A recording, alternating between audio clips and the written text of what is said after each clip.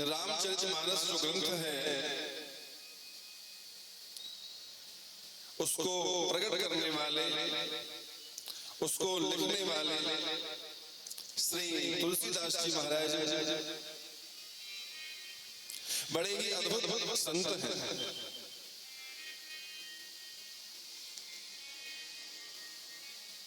भारतवर्ष के उत्तर प्रदेश प्रांत में राजापुर नामक जो ग्राम है वहां तुलसीदास बाबा का जन्म हुआ है। तुलसीदास बाबा के पिता आत्माराम दुबे और इनकी मां तुलसी देवी हैं। तुलसीदास बाबा का जन्म ब्राह्मण परिवार में हुआ है और जब इनका जन्म हुआ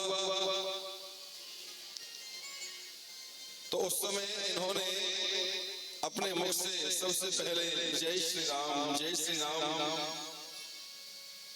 ऐसे वाक्य का उच्चारण किया। और तुलसीदास बाबा ने जब जन्म लिया तो ये छोटे बच्चे की तरह नहीं, 5 वर्ष के बच्चे की तरह दिख रहे थे। परिवार के लोगों ने, गांव के लोगों ने, बड़े बूढ़े लोगों ने कहा कि ये कैसा विचित्र बालक है। और बच्चों का जन्म होता है तो वो रोते हैं, ये तो भगवान का नाम बोल रहा है। और बच्चे तो जन्म के समय छोटे होते हैं, ये तो बड़ा दिखाई दे रहा है। और बच्चों के मुख में तो जन्म के समय दांत नहीं होते हैं, इसके मुख में तो दांत हैं, पूरे 32 दांत हैं। कहीं ऐसा तो नहीं कि पंडित जी के घर, ब्राह्मण देवता के घर किसी असुर ने जन्म ले लिया, कोई राक्षस ही पंडित जी का बेटा बन के आ गया हो। ऐसी शंकाएं लोगों ने व्यक्त की। कुछ लोगों ने ऐसा भी कहा कि पंडित जी 3 दिन तक प्रतीक्षा करिए और उसके बाद में ही निर्णय लेकर के सोच विचार के इस बच्चे का जात कर्म और संस्कार आदि करिएगा। तो अन्य परिवार के लोगों की, गांव के लोगों की, बड़े बूढ़ों की बात सुन करके, समझ करके तुलसीदास बाबा की मां ने तुलसीदास बाबा के बचपन का नाम राम बोला है। इन्होंने भगवान के नाम का उच्चारण सर्वप्रथम किया तो इनका नाम राम बोला पड़ गया। तो इनकी मां ने सोचा, परिवार के अन्य लोगों की बात सुन करके, गांव के बड़े बूढ़े लोगों की बात सुन करके सोचा कहीं सचमुच ये मेरे बालक को कोई राक्षस असुर समझ के इसका अनिष्ट न कर दे। तो राम बोला की मां तुलसी देवी, जिनकी सेवा में एक दासी रहती थी, जिसका नाम था चुनिया, उसको बुला करके कहा ये कुछ धन रखो, ये कुछ आभूषण रखो और तुम इस बच्चे को ले जाओ। क्योंकि एक तो मेरे शरीर की जो स्थिति है वो इतनी अस्वस्थ है कि मुझे ऐसा लगता है कि मैं ज्यादा समय जीवित नहीं रह पाऊंगी। दूसरी बात, परिवार के और गांव के लोगों की भावना इस बच्चे के प्रति अच्छी नहीं है। तो कम से कम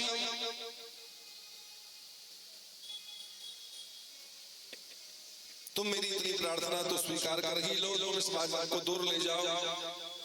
भले ही मेरी आंखों से दूर रहे, भले ही मैं इसको न देख पाऊं, भले ही मैं इससे न मिल पाऊं, पर कम से कम ये जीवित रहे, संसार में रहे। ये कुछ आभूषण है, ये कुछ धन है, इसको ले जाओ। दासी ने मना किया, नहीं नहीं, इसकी कोई आवश्यकता नहीं है। माता तुलसी ने कहा कि बच्चे के भरण पोषण के लिए कुछ धन आभूषण जो है उसको ले जाओ और इस बच्चे का पालन पोषण करना, तुम इसकी माँ बन करके इसको अपना ही बेटा समझ के इसका पालन पोषण करना। मेरी बहनों, मेरे भाइयों, ये माँ की ममता है। दुर्गा सप्तशती में कहा गया है, कुपुत्रो जायेत क्वचिदपि कुमाता न भवति। संतान भले ही माँ को न माने, लेकिन माँ उसे आशीर्वाद देती है।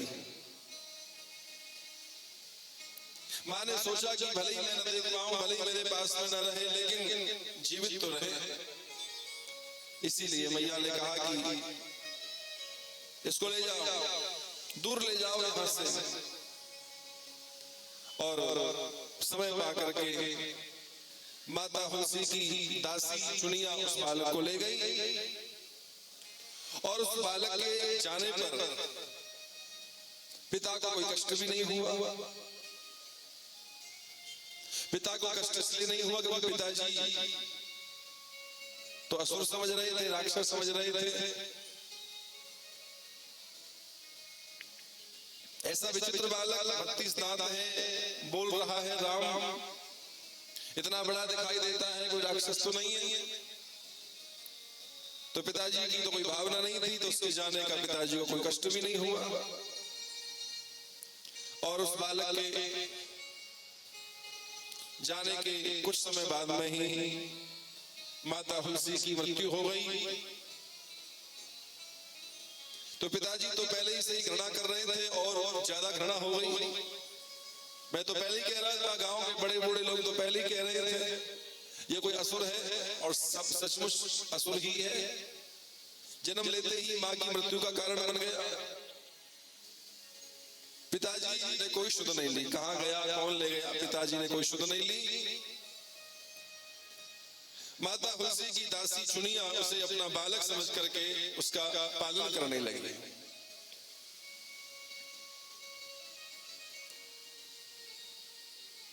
गांव वालों ने पूछा कि ये किसका पुत्र है? तेरे पति की तो मृत्यु हो गई, तो ये तेरा पुत्र तो है नहीं। और किसका पुत्र ले आई है, जरा विस्तार से बता।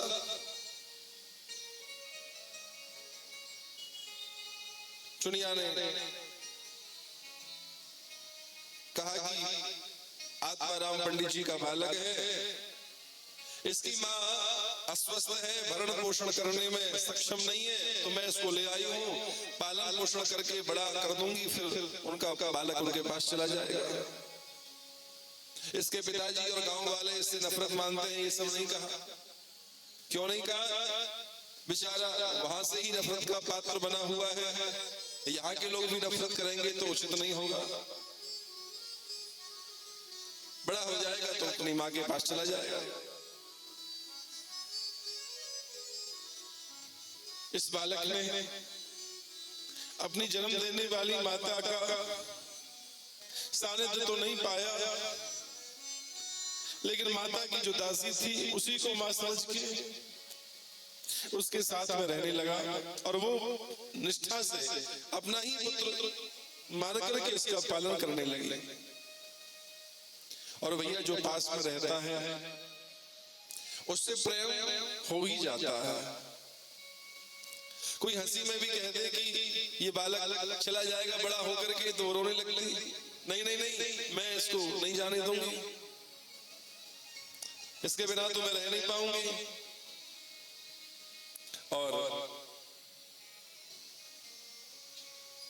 भगवान की इच्छा, उसका पालन करने वाली जो मां थी, एक दिन वो भी चल बसी। ये बालक अभी छोटा ही था, 5-6 वर्ष का था। लोगों को ध्यान आया, इसकी पालने वाली मां कहती थी कि अमुक गांव में पंडित जी का बेटा है, ये इसकी मां पालन पोषण करने में सक्षम नहीं है, इसलिए मैं पाल रही हूं, वो कहती थी। अब वो चल बसी तो ब्राह्मण देवता को सूचना दी जाए कि आप अपने पुत्र को ले जाइए। गांव वालों ने एक दूत को भेजा पंडित जी को सूचना करवाई, आप अपने पुत्र को ले जाइए। और पिताजी तो नफरत मानते थे और अभी तक उनकी नफरत समाप्त नहीं हुई है। पिताजी ने कहा कि मरे या जिए मुझे कोई प्रयोजन उससे नहीं है, वो तो अपनी माँ की मृत्यु का कारण बना और पालने वाली माँ की मृत्यु का कारण भी बन गया। जिसको चिंता करनी है करो, मुझे कोई उससे संबंध रखना नहीं है, मुझे उसकी कोई चिंता है नहीं। और वो बालक के रूप में कोई राक्षस हो सकता है। पिताजी की ऐसी भावना, ऐसी भाषा, और राम बोला के पिता की ऐसी भावना, ऐसी भाषा देख करके जिस गांव में वो रहते थे उस गांव के लोगों का भाव भी उनके प्रति बदल गया। लोगों ने उनको भोजन पानी देना बंद कर दिया। भोजन पानी ही बंद नहीं किया, उनके घर में जो रहते थे उस घर से उनको निकाल दिया। यहां तक कि गांव से भी निकाल दिया।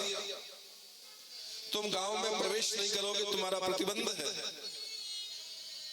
गांव का कोई व्यक्ति इसे भोजन पानी नहीं देगा, और जो देगा वो दंड का पात्र होगा। बड़ा कड़ा प्रतिबंध, ऐसा बहिष्कार किया।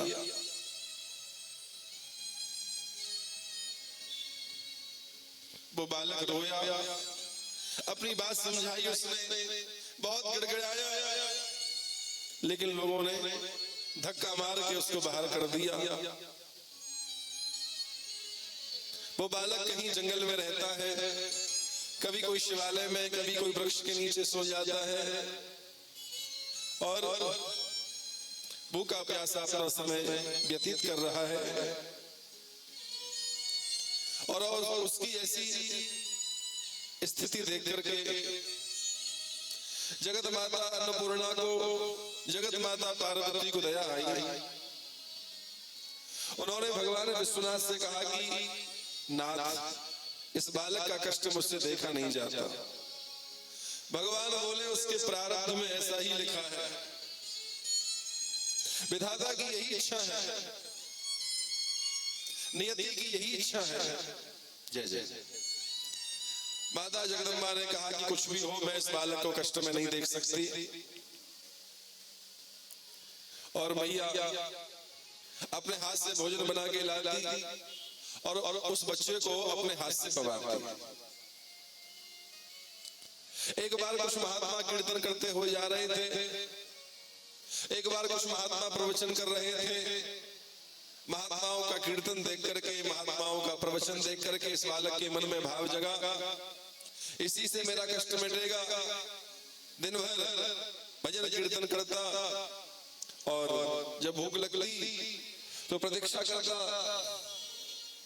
मेरी माँ आती होगी और मुझे भोजन कराएगी। जन्म देने वाली माँ से तो बहुत पहले ही अलग हो गया, पालने वाली माँ से भी दूर हो गया। अब एक और माँ मिल गई जो भोजन के समय आती है। भोजन का समय जैसी होता है, भूख लगती है, प्रतीक्षा करता है, अब आती होगी, माँ आ जाती है, अपने हाथ से भोजन कराती है, अपनी गोदी में बैठा के भोजन कराती है। भोजन मिलने से शरीर तृप्त होता है और भोजन के साथ साथ आशीर्वाद, स्नेह, प्रेम भी मिलता है। शरीर भोजन की आवश्यकता है और प्रेम, स्नेह मन की आवश्यकता है। हमें कोई भोजन तो कराए लेकिन हमसे झगड़ा करे तो हमको कष्ट होगा। तो मन ये भी तो चाहता है कि मेरा प्रेम हो, मुझे कोई आशीर्वाद दे। तो भोजन के साथ साथ प्रेम, आशीर्वाद, स्नेह भी मिलता है।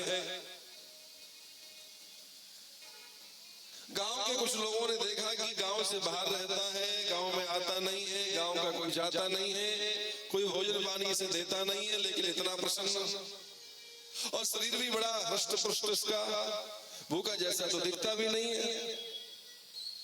गांव के लोगों ने योजना बनाई कि कौन इसे भोजन कराता है उसको देखा जाए। और जो भी अपराध कर रहा है उसको दंड दिया जाए। जगत माता पार्वती जी जय जय। जगत माता पार्वती जी भोजन कराने आती थी। वैसे तो वो कर्तुम अकर्तुम अन्यथा कर्तुम समर्थ हैं, फिर भी उन्हीं की इच्छा रही होगी कि लोग मुझे देख लें। वो न चाहे तो उनको कौन देख सकता है, पर शायद उन्हीं की इच्छा रही होगी कि लोग मुझे देख लें। एक गुप्तचरी ने उनको देख लिया। ये नारी आती है, भोजन करा के जाती है, कौन से गांव की है पता नहीं चलता, पहले कभी देखा भी नहीं है इसे। गांव वालों को सूचना दी कि एक नारी आती है और इस प्रकार से भोजन कराती है। गांव वालों ने कहा कि अब ये गांव के बाहर रहे, यह भी हमें स्वीकार नहीं है, इसको यहां से भगाना चाहिए। गांव वाले उसका पूरा विरोध कर रहे हैं और जब से उस गुप्तचरी ने मैया को देखा, जगदम्बा को देखा, जगदम्बा का आना भी बंद हो गया। 2 वर्ष तक जगदम्बा के हाथ का बना हुआ भोजन जगदम्बा के हाथ से उसने पाया, लेकिन अब वह भी बंद हो गया। भजन कर रहा था रोज की तरह, भोजन का समय हुआ, देखने लगा कि जैसे रोज माँ आती है आज भी आएगी, लेकिन फिर सोचने लगा कि माता जी लेट हो गई होंगी, कुछ कार्य में विलंब हो गया होगा, आ जाएंगी। फिर थोड़ी देर बाद आंख खोल के देखा, इतनी देरी हो गई। किसी ने उनको मना तो नहीं कर दिया, मुझे भूल तो नहीं गई वो। और प्रतीक्षा करते करते शाम का समय हो गया और फिर कई दिन बीत गए। भजन करता है, मन को भजन में लगाता है, लेकिन भूख सताती है।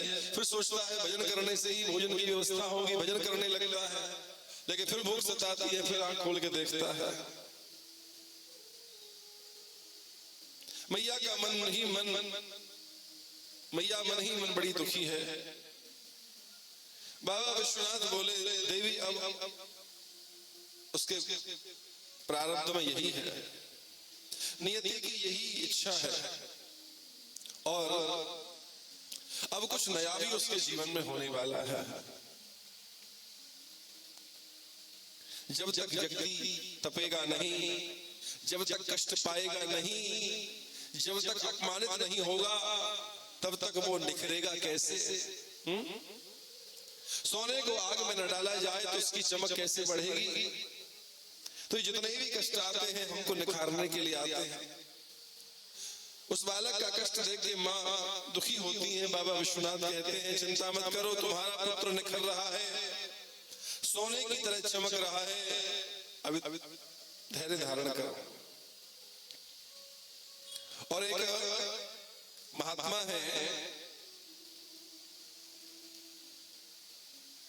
जगत गुरु भगवान रामानंदाचार्य जी के शिष्य श्री नर हरियानंद जी महाराज, उनको सपने में भगवान विश्वनाथ ने दर्शन दिया। महात्मा नर हरियानंद विश्वनाथ भगवान का दर्शन करके आनंदित हुए, सरकार दास को धन्य कर दिया, मैं बड़ा प्रसन्न हूं। भगवान बोले, हम किसी विशेष उद्देश्य से आपके पास में आए हैं, और एक बड़ा ही अद्भुत बालक है, आप उसको अपनी शरण में लीजिए, अपना शिष्य बनाइए, उसे दीक्षित कीजिए, उसे पढ़ाइए, समझाइए, और मैं भगवत ज्ञान जो आपको दे रहा हूं, श्री राम जी के स्वरूप का ज्ञान मैं आपको जो दे रहा हूं, वही आप उस बालक को प्रदान कीजिए। मैं जो राम कथा का दान आपको दे रहा हूं, वही राम कथा का दान आप उसको दे दीजिए, और उसके माध्यम से राम कथा जगत में विख्यात होगी। वो अपमानित, तिरस्कृत, भूखा प्यासा अपना जीवन काट रहा है, आप उसको शरण में लीजिए। बाबा विश्वनाथ का आदेश पाकर के नरहरियानंद जी महाराज इस बालक को ढूंढते ढूंढते ढूंढते इस बालक के पास में आए। संयोग देखिए, गांव वाले योजना बना रहे थे, गांव के बाहर भी जो रहता है वहां से भी भगाओ, इसकी छाया भी नहीं पड़नी चाहिए, ये अशुभ है, इसका दर्शन भी नहीं होना चाहिए। गांव वाले उसको भगाने की सोच रहे हैं और नरहरियानंद जी महाराज उसको ढूंढते ढूंढते उस बालक के पास में पहुंच रहे हैं। संयोग गांव वाले भगाने के लिए पहुंचे, महात्मा उसको लेने के लिए पहुंचे। अरे बाबा आप कौन है? ये बड़ा जादूगर है, बड़ा मायावी है, ये राक्षस है, इसकी छाया से भी दूर रहना चाहिए, आप इसको जानते नहीं है, इसके पिताजी नफरत मानते हैं, जन्म देने वाली माँ और पालने वाली ये दोनों की मृत्यु का कारण बन गया, बड़ा अशुभ है। महात्मा बोले ये अशुभ नहीं है, ये बड़ा ही शुभ है, बड़ा तेजस्वी बालक है और किसी विशेष कार्य के लिए इसका जन्म हुआ है। और मैं भी जो यहाँ आया हूँ बाबा विश्वनाथ के आदेश से यहाँ आया हूँ।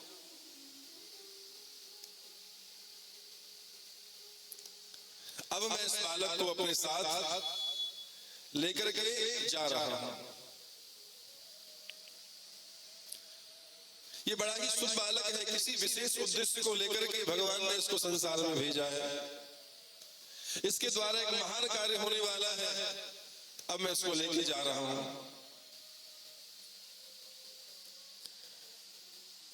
गांव के लोगों को अपनी भूल का एहसास हुआ, उन्होंने क्षमा याचना की। हम कितने अभागे हैं कि एक भगवान के भक्त का अपमान करते रहे, अपराध करते रहे। जिस भक्त बालक को भगवान शंकर के आशीर्वाद से ये बड़े ही तेजस्वी महात्मा ढूंढते ढूंढते यहाँ तक आए, उसी बालक का हमने अपमान किया, अपराध किया, तिरस्कार किया, भूखा प्यासा रखा, गालियां दी और जो कुछ हो सकता था हमसे हमने किया।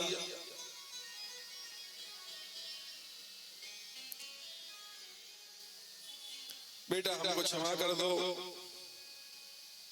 महात्मा बोले कि बेटा इनको गलती का एहसास हो गया है, इनको क्षमा कर दो।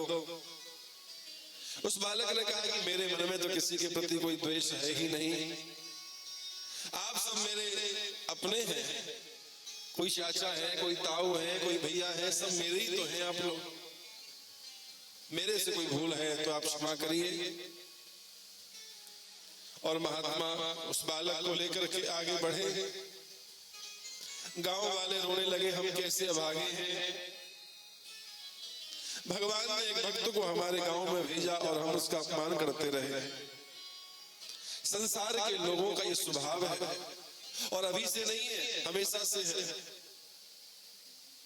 जब भी कोई महापुरुष इस समाज में आया, समाज के लोगों ने उसका तिरस्कार किया, उसे अपमानित किया, जितना हो सकता था वो सब किया। और जब वो महापुरुष अपनी लीला पूर्ण करके अंतर्धान हो गए, भगवत चरणों में लीन हो गए, तो लोग उनके फोटो अपने घर में लगाते हैं, लोग उनकी आरती उतारते हैं, लोग उनकी समाधि पर जाके प्रणाम करते हैं और जीते जी उनका तिरस्कार करते रहे, उनको गालियां देते रहे। ये लोगों का स्वभाव बन गया है।